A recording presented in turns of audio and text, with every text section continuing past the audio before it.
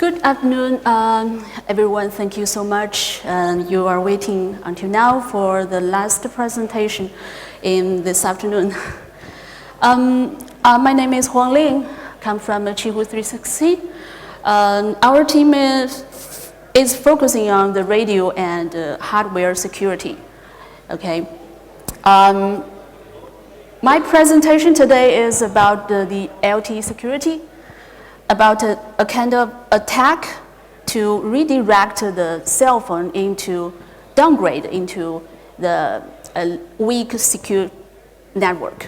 Okay.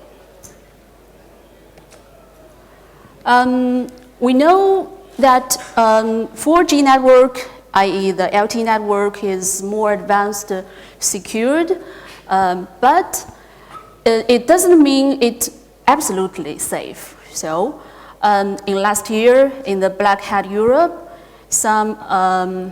there are presentations introduced the LTE IMSI catcher and DOS attack over LTE network.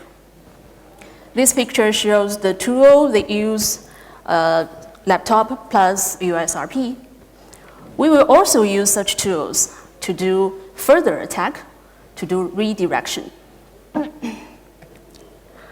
Okay, let's first see the two known attack types. The first one is about IMSI catcher. You can see the left part is the real LTE network controlled by operator. And the attacker can build a fake LTE network, the smaller one, which covers a narrow coverage area, okay? Once the cell phone enters into this area, it will try to attach on this fake network, and the network will ask the cell phone to send its IMSI number. This number will be reported to the fake network. Then we can get the unit, the identification about the cell phone. As I know, there are some national security departments are using such device to track some criminal suspect. And I also heard some rumor that there are some under casinos that use such device, porting nearby their casino to know if there are strangers come nearby, and they will get alert. So anyway, from the network side, we don't wish such active equipment to influence the existing network, right? No matter it's by government or by some illegal entities. The second attack example is about the DOS attack. In this case, yes, we also use the fake LTE network, and after the cell phone sends its IMSI number to the network will send back to a attach reject message. This message will carry some special courses. These courses will make the cell phone shut down its modem and did not connect to the network for a very, very long time. So it is called a DOS attack.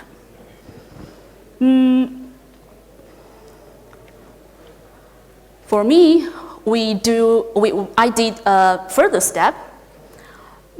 After we send the attach reject message, I added some further information that calls redirection message. This message will tell the cell phone, okay, you come into my GSM network. What is this GSM network? It is also built by the attacker. It can be a fake network. I mean, it may be built by OpenBTS software, but also can be other malicious 2G or 3G network. So in this case, as long as the cell phone enter into this weak network, 2G or 3G, the voice or data traffic can be eavesdropped by the attacker. This is the risk of this attack. Usually people will argue that we could use some other simple way, like jamming signal, right?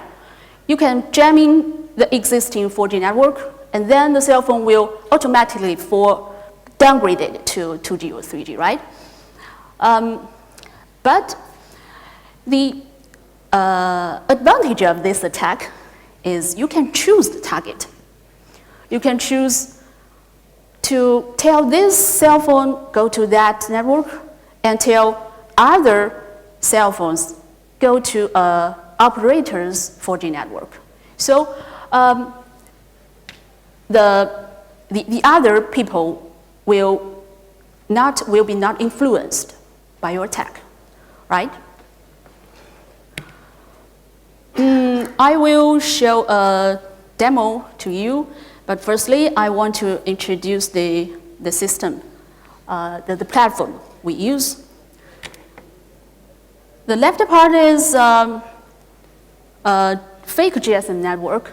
We use one laptop and plus an USRP. This is a USRP B200 and B200 mini type. Okay, we run the OpenBTS software on it. And the right one is a desktop with mini size, the gigabyte. And with then also USRP B210. This computer runs the OpenLTE software.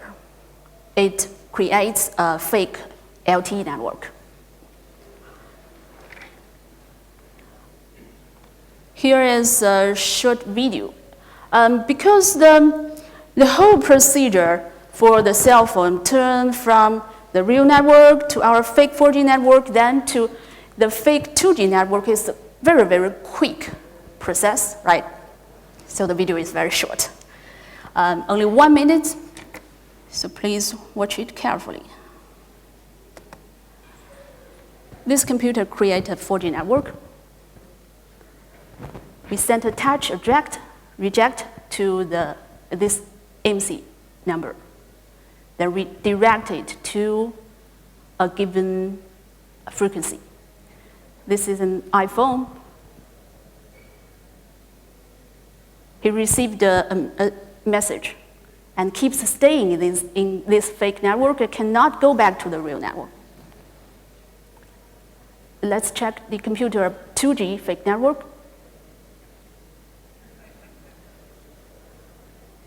The cell phone, IMSI, blah, blah, blah, is in this 2G fake network.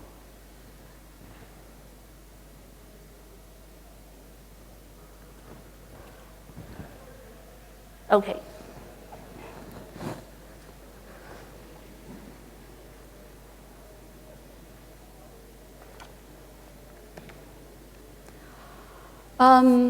These slides, I want to discuss the risk of this attack. As I said before, we can use fake base station, and we also can use a raw base station. What's the difference? If we force a cell phone into a fake network, the cell phone will have no service. This means the cell phone cannot connect to the real internet. But we still can do something. We can make malicious call and to send SMS with any calling number. This is quite useful. And in another case, if we build a rogue network, like this picture, this is a femtocell. We hacked it last year. Our team hacked it. We also gave a presentation in last year's DevCon to introduce such how to hacking a femtocell. So this is an authorized femtocell, and it can connect to the operator's network. So if we force the cell phone into such a femtocell, all the traffic, the real traffic, can be eavesdropped by the attacker. This is more dangerous.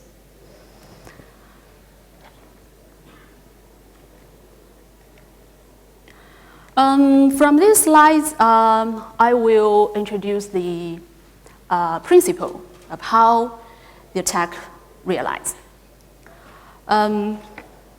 We can see here, this is the basic procedure when the cell phone power on and then connected to the network. It will firstly search the neighboring cell and find a cell has best signal and try to connect to it. It will build a RRC connection, send RRC connection request, and then set up the connection. Cell phone will firstly send an attach request. I mean, I want to attach this network. And then the network will give feedback. Okay. If this is a normal cell phone and normal network, the authentication procedure will be successfully completed, right? So from this red line, the below part, the green part, the safe part. And above this green line, here is the attack space. This part has no encryption, so we can do many things in this space. The three attack, IMSI capture, DOS attack, and also LTE redirection are all happening in this space. Let's see the first attack, IMSI capture, how it realized. Can you see it? Here, firstly, the RRC connection is built. And here, you can see, the cell phone sends a tracking area update reject message. What does it mean? Usually, the cell phone staying in the operator's network. It will not directly send its IMSI number to a new base station because it wants to avoid expose his ID. So usually, it will send a temporary ID to the network by this tracking area update message. Through this message, the network will know, oh, okay, the cell phone is moving into another base station and his position is updated, right? So cell phone will firstly send this TAU request message. Our fake network received this message. It will send a TAU reject. This message will tell the cell phone with a very specific reason. Tell the cell phone, I don't know your ID. Okay, I have no information about you. Please tell me who you are. So the cell phone received this reason. He start a attach procedure. In this attach here, the attach request, the IMSI number is included. Then IMSI capture is realized. Okay, the second example is DOS attack, right? After the step here, after the attach request send out, the fake LTE network will send back the next message is attach reject. This reject message also can bring some courses, the reason why I reject you. I tested many of the courses. I found 4 of them are very useful. For example, number 3, number 7, 8, and 14. What does this mean? For example, for number 3, it means you are an illegal cell phone. tell the cell phone you are illegal. So the cell phone stop connecting to the network and do nothing. And for 7, 8, and 14, they are all related to like tell the cell phone, here I have no service, no EPS, no 3G, and no 2G network available. No network, tell the cell phone. So cell phone shutdown is modern. Do nothing. Then DOS attack realized, right? The third attack, do the further step after attach reject message. When we send the attach reject message, I add, see the red words? Redirected carrier info added to the RRC connection release message. In this message, we will tell the cell phone, okay, you should go to frequency, blah, blah, blah, blah, and a GSM or a WCDMA, blah, blah, blah. Then the cell phone will follow the command and enter into your targeted network. Okay, after I introduce the principle, I will tell you how to build it. It's not difficult. You just use computer and USRP or Blade RF. They are both okay. We use a small size desktop and USRP B210. There are some popular open source LTE projects. 2 of them are very famous. The first one is OpenLTE interface by Eurocom, France. This is the most completed and open source LTE software. It can support connecting cell phone to internet. It means if you build an OAI network in your lab, it can be a privacy network for you, right? It really can connect to a commercial cell phone. But the shortcoming of this project is OAI have a complicated software architecture, so it's a little difficult for a new starter to reprogram it, to modify the code. The second project named OpenLTE, written by Ben, written by only one person. Because it's written by only one person, so the code architecture is very beautiful. I like this code very much. So it's more popular in the security researchers. And, but the disadvantage of this OpenLTE is it haven't achieved stable LTE data connection. But for fake network, it's functional enough. So we finally decided to use OpenLTE. I show you the detailed code here. If you want to try this test, please remember where to modify the code. In the current OpenLTE release, the TAU tracking area update request isn't handled. You can see here is a red sentence. Hey, where's my mouse? Not handling tracking area update request, the red part. But the reject message packing function is available. So what we need to do is just to simply use this function and added some handling code to handle this TAU procedure. It's simple, right?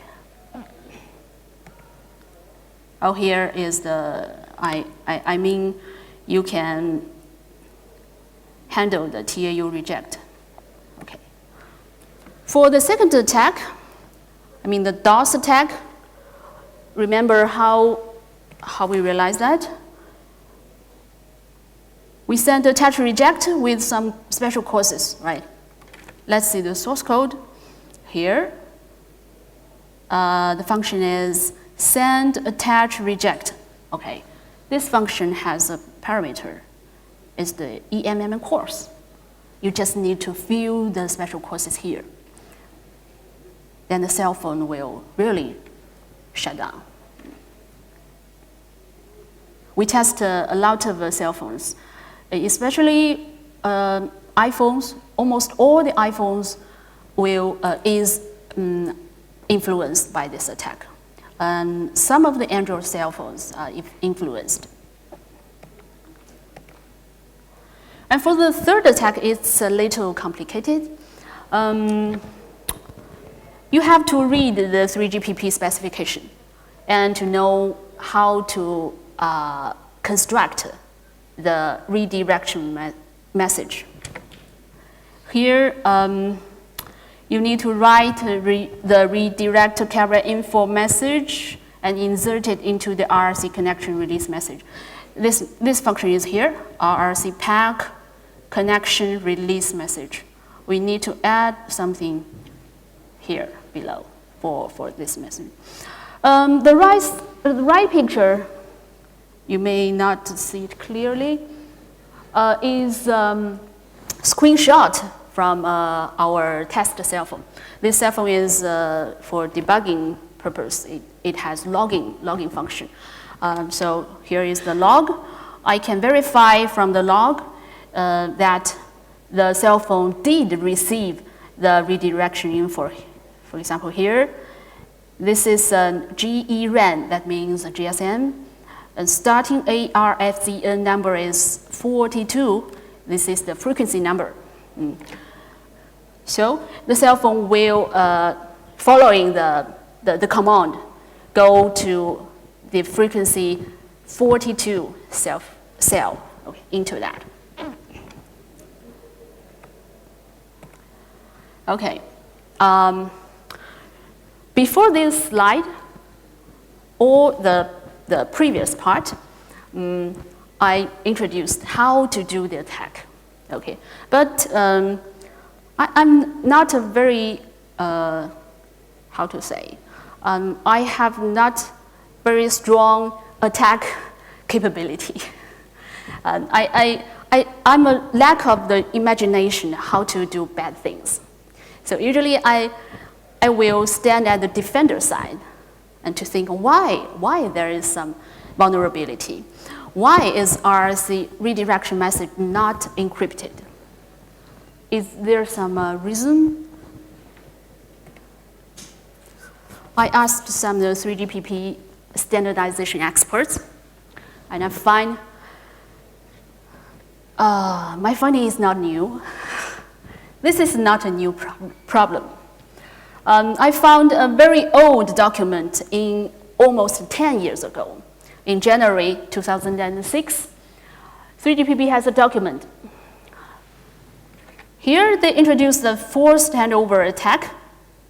See this part? Compromised network can initiate a reconfiguration procedure with the UE, directing it to a cell or network chosen by the attacker. This could function as a denial of service if the targeted network cannot or will not offer the UE service, or to allow a chosen network to capture UEs. This is exactly what we did. But just at that time, they theoretically say there is such attack, but nowadays we realize it by very low-cost equipment and open source software.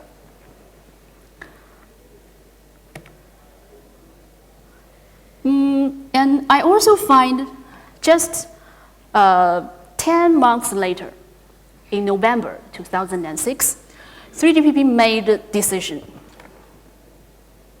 how to handle such attack. Let's see the 2 points. The first one, RRC signal encrypting and ciphering will be started only once during the attach procedure. after the AKA has been performed and cannot be activated later. But notice the second point. RRC integrity and ciphering algorithm can only be changed in the case of the InnoB handover. 3GPP gives the exception on the encryption algorithm. Here, give an exception. Why? Why make such decision?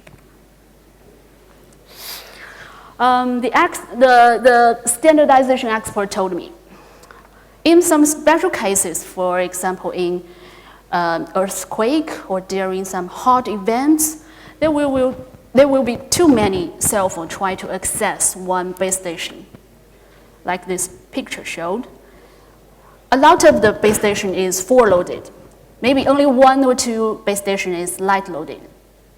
So they need some scheme to tell the cell phone, go to the light loaded cell phone. This command, why it ignore the authentication procedure? Because the heavy loaded base station has no more resource to complete the authentication. So they wish, they tell the cell phone, well, go to the green one, it is light loaded.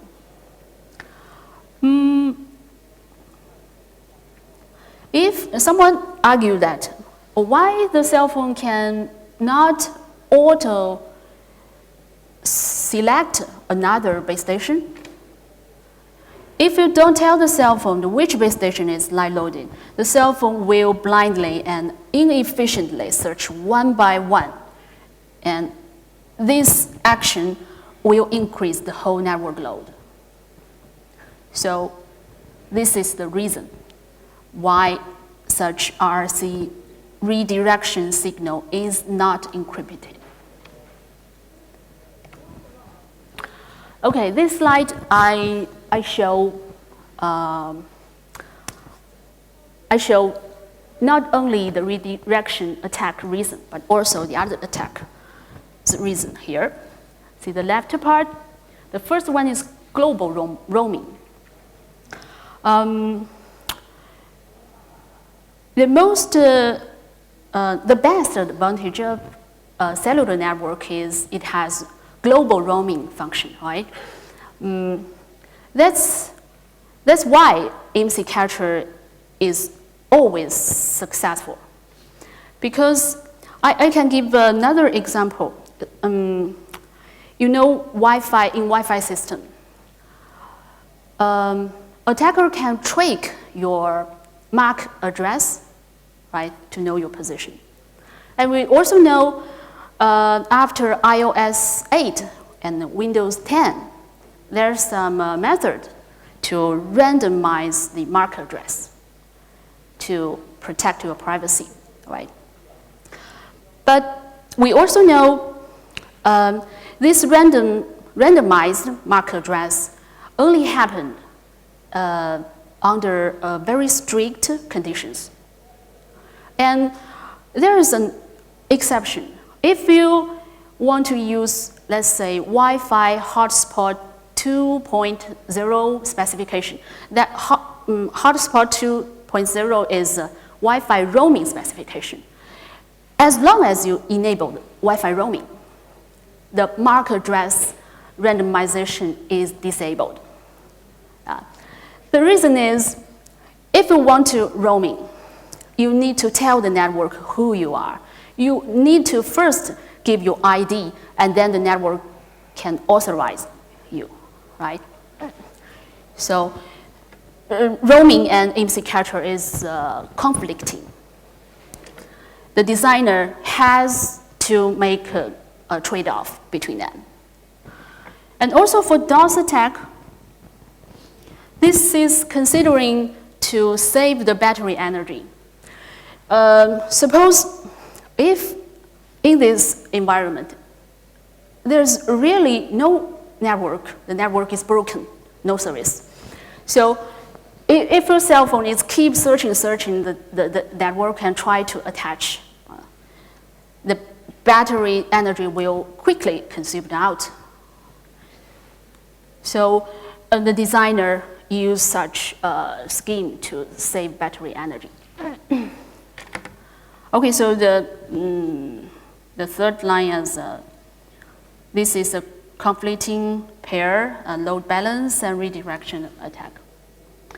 I want to say that when we designing a network, we will firstly consider its basic requirement to provide network availability to user.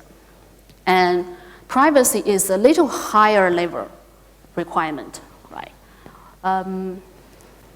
So it's difficult to make the trade-off. But does it mean we can do nothing? No. For example, I've discussed with this, because the 360 also has a cell phone, making cell phone, okay. So we discussed with the cell phone engineers. We think for the cell phone manufacturer side, we could use two methods. For example, scheme one, let the cell phone don't follow the redirection command, but auto search other available base station. And for and the second method is let the cell phone follow the redirection command, but raise an alert to the cell phone user. For example, you can see a red alert on your cell phone. You are downgraded to a low security network. Do you accept it? You can manually choose accept or not.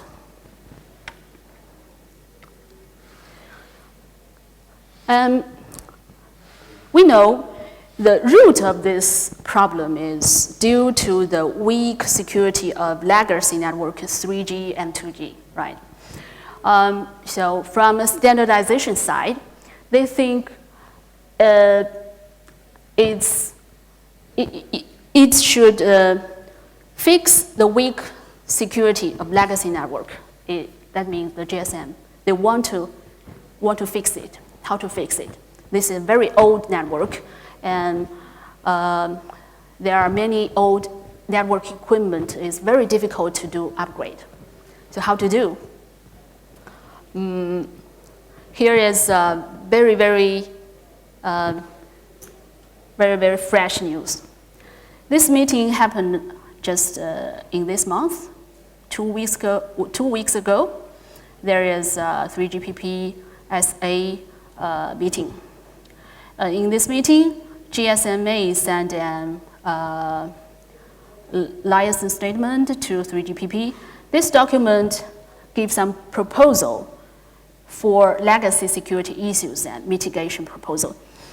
For this proposal, the basic idea is they want to upgrade the cell phone side. That means, for example, the future cell phone chipset will have enhanced security scheme. Here are the two example. The first one is the future cell phone may refuse one-way authentication in GSM. For example, a cell phone is in a visited network, and he knows this visited network has 3G capability. For example, he visits Amsterdam here, and he knows here has 2G, 3G, and 4G, right? And this cell phone should use 3G or 4G to do the two-way authentication. It must use that. Mobile refuses one-way authentication on this visited network. But when this cell phone in some very old network, like Africa area, there is only the very old 2G network, then the cell phone has to be used the one-way authentication. So it guarantees the network network availability. The second method is to disabling the compromised encryption in mobile. That means we know that in GSM network, the A51 algorithm is already broken by hacker, right? So this method means the cell phone should not use A51, but use better encryption algorithm in the mobile. So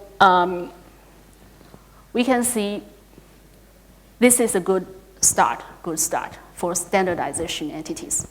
They are trying to fix the problem. Okay, that's all my presentation. And finally, I want to say thank you to some friends from Huawei, Peter Wesley, he is also here today, and to two 3GPP standardization experts, Guo Yi, he's majoring in the RAN standardization, and Chen Jing, he's SA3 expert. And also thanks to Qualcomm, Ge Renwei. He discussed with me the security problem on the Qualcomm's chipset. And also thanks to the Apple product security team. Okay, thank you all. Thank you for your patience today. Thank you. We have some time for questions.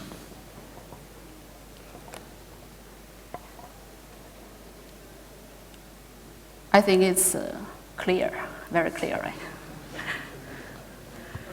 Yes, thank you. The technical details were really good. I guess I am curious, to do the LTE protocol, do you have to have higher bandwidth than what hardware platform you're using? A lot of the consumer grade stuff like Blade RF or... Sorry, could you slow down and use simple English words? Oh, sorry. What hardware platform are you using, and does the LTE emulation require higher bandwidth than the GSM? Do you know USRP? Yeah. Yes, but I think USRP2, this board has very wide bandwidth. So it's B200, I yes, think? Yes, no problem. Okay, thanks. Any other questions? Then thank you very much. Thank you.